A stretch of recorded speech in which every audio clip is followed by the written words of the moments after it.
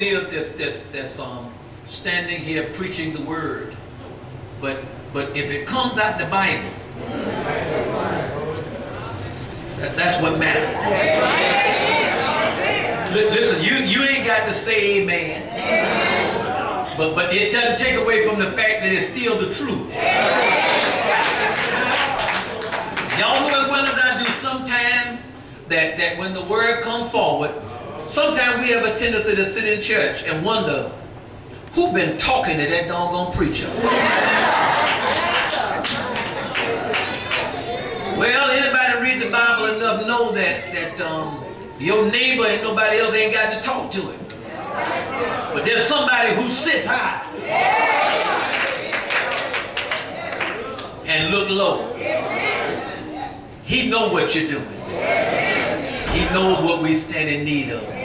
Thank all of y'all for coming tonight. Thank you. We got 2 more nights, and so tomorrow night is ladies' night.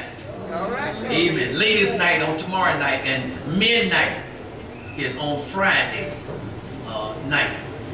Again, we want to thank God for all of these preachers.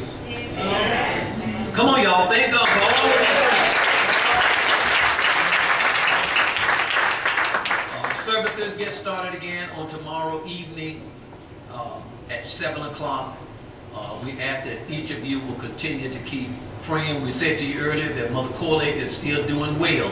Amen. Amen. And we will continue to keep praying for her. We ask that you will pray much for, got a call before I left home, pray much for my wife and pray much for her mother.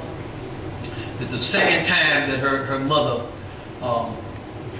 has come across a crisis.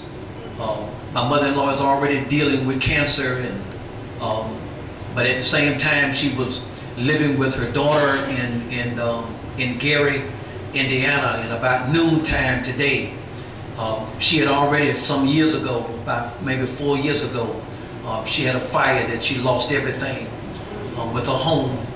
And then it repeated itself again this afternoon, and she lost everything in a fire along with her daughter, and they were just able to get out in time. But it wasn't so fortunate enough for the people that were living above them. A 33-year-old lady and a 14-year-old daughter got burned up in the fire. So we just don't, it goes right back what the preacher just got through talking about. Here's a family now dealing with something, that wondering the same thing. Why did it have to be my daughter? Why did it have to be my family? And sometimes we find ourselves at the crossroads. And sometimes we find ourselves dealing with situations and trying to understand situations that sometimes we just don't know what to do. But the preacher showed us tonight, and the preacher encouraged us tonight, what we need to do when we don't know what to do. God bless you. Thank you again, all of our churches. Thank you for coming tonight.